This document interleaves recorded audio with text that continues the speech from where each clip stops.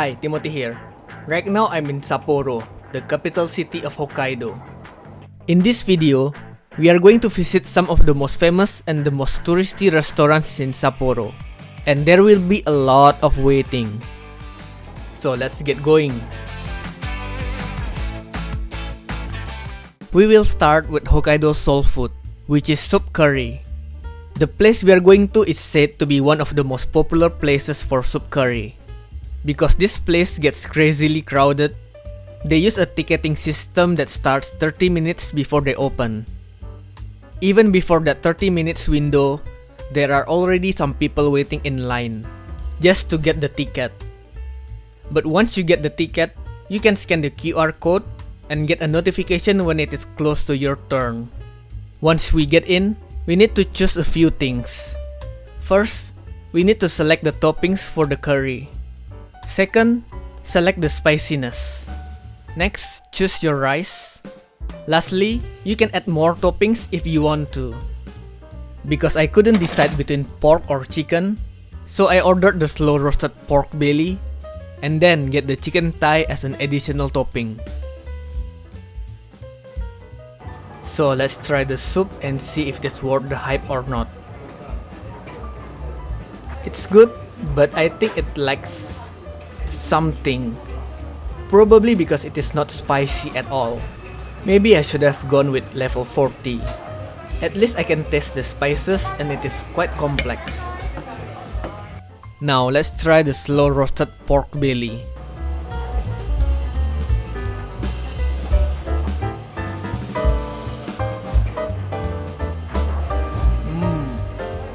Oh yeah, the pork is good.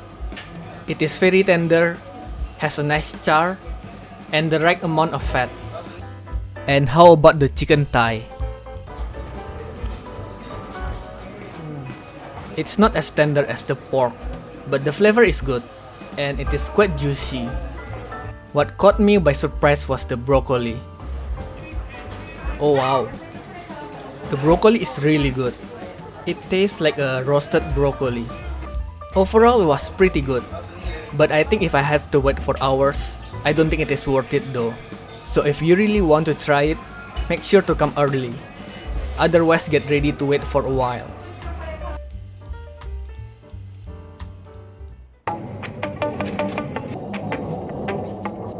So right now I'm on my way to Ramen Shingen, which is touted as one of the best ramen in Sapporo. There is always people lining up for this ramen. Last time I went there around 9:30 PM on a snowy day, and the line was crazy. So this time I went at odd hours around 4 PM on a Tuesday. There is still a line, but it's not too bad. So let's see how long it's gonna take me to get seated. Even though the line outside is not that long, I still need to wait inside. In the end, I waited for about 40 minutes, which is not too bad. Finally, I got to try one of the most famous miso ramen in Sapporo. Let's see if it is as good as the rumor or not. Oh, that's good. It is umami, not too salty, and quite creamy.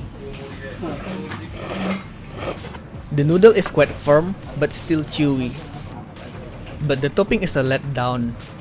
There's only a small slice of chashu. Other than the ramen, I also heard that the fried rice is good, so I gotta try it as well.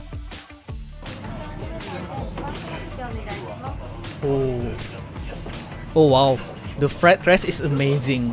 The ramen is good, but the fried rice is really good. It is umami and very flavorful. Definitely worth a try.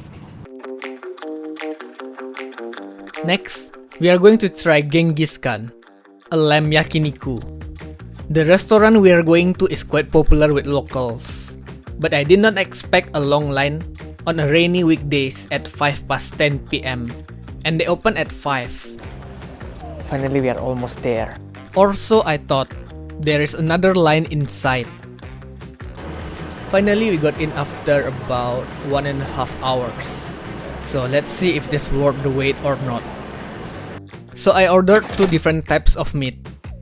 The first one is their standard lamb cut, and the other one is a fillet. which is a lean cut. The meat will be cooked in this hot pot grill with a piece of lamb fat at the top. Spread the lamb fat around the pot and we can start grilling the meat. While waiting for the meat to cook, we can slowly start with the vegetables.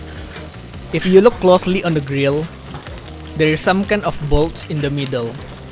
And this is intentional, to make the fat drip down and marinate the vegetables. The onion is good. It is sweet yet savory because of the fat. The meat seems cooked, so let's give it a try. The flavor is good, but the meat is a bit chewy. At least it is not pungent. Maybe I should try the lean one and see if it is still chewy or not.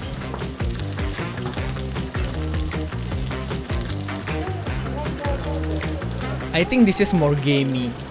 It is chewier and has a pretty strong smell. So I was told to put the chili flakes and the garlic into the sauce to help remove the odor from the meat. Let's see if it helps. The sauce is superb. It is umami and very flavorful. But I'm not sure about the meat though. Even making it medium rare doesn't really help. So was it worth it to wait for about 1.5 hours? Probably not. At least that was not for me. I'll go with beef yakiniku. And it is quite pricey for a small portion. At least now it is off my checklist.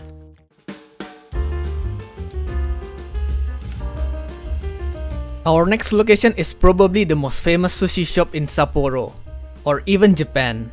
To give you an idea how popular this place is, I went there alone on Sunday at 2 p.m. and my waiting number was 269. The current number was 137. So more than 100 groups on the waiting list. Even on Thursday at 4:30 p.m., I still need to wait for about 26 groups. At least I can check the queue by scanning the QR code. Just don't be late once your number is up.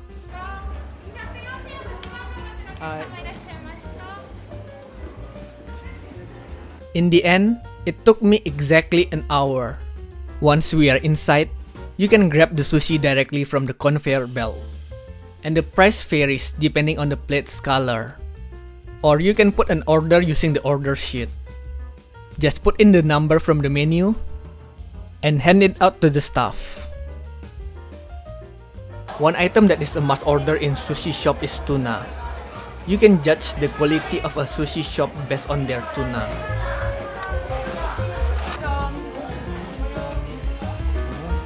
The tuna is very tender and quite fatty, but I was surprised that the wasabi is pretty strong. And I heard that their mackerel is a must try. That's good. It is smoky and fatty. The only thing is a bit too thin. A thick and fatty mackerel would be great. Now let's try some fun sushi. Cheese sushi roll. The cheese is good, but it's a bit weird to have cheese with rice and seaweed. They also have this beautiful pickled salmon roll.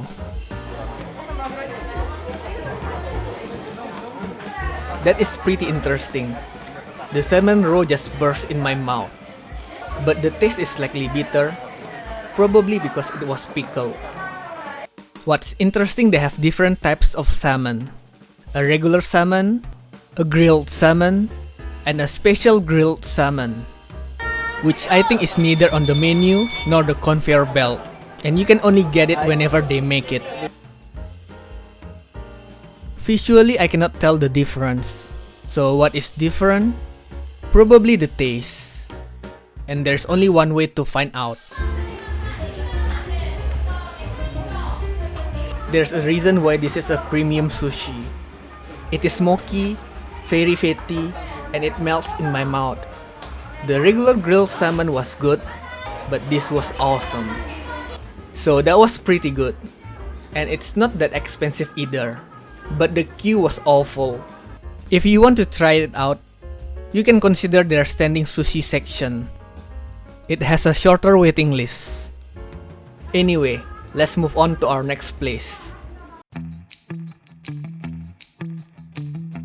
When you visit Hokkaido, you will most likely see this for sale everywhere. And what exactly is it? It is one of the most popular souvenirs from Hokkaido, called Shiroikoibito. Inside you will find langdesha, which is some kind of white chocolate cookie, and it is pretty good.